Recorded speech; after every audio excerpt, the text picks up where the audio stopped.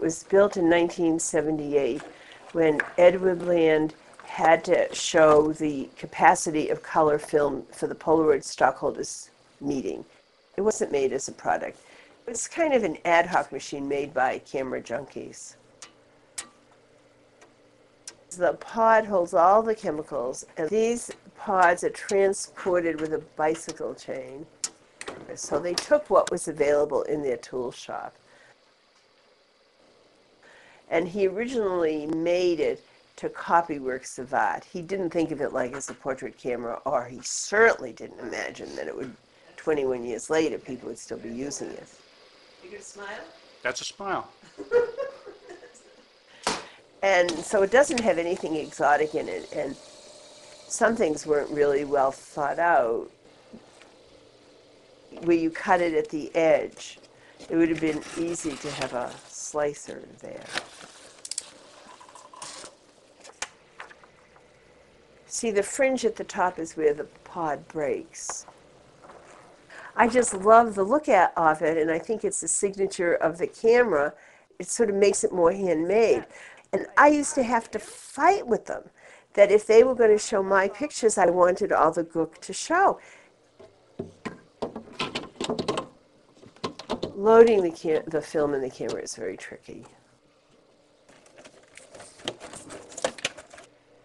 This is the double sticky tape that raises and lowers the negative.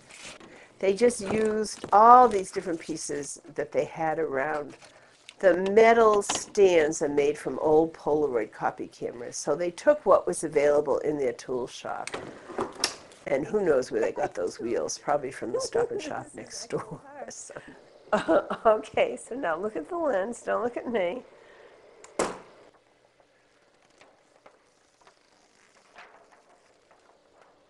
The focusing is fun because you can actually focus like on a thread on a person's clothes.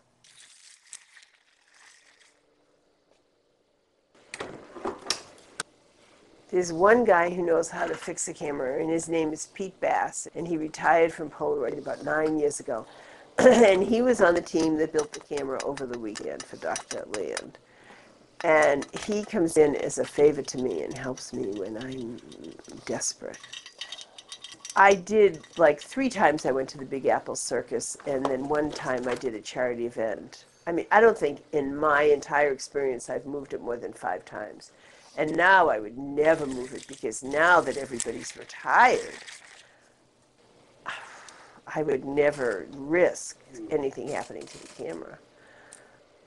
I mean, if anything big happened to the camera, I would be in duck soup. I mean, nobody would help me. For me, it's like a great machine. Okay. And it really reflects the time, I think, in corporate history when a guy was the head of a company and he wanted something, and he could go to his tool shop on a Friday afternoon and say, by Monday I want a camera called the 20x24, and they'd all work like dogs all weekend and make it. Oh, so these are really good. Oh, I love this. Look at your little pinky. That's great. I think this is the best camera in the world, don't you? Thank you, Edward Land.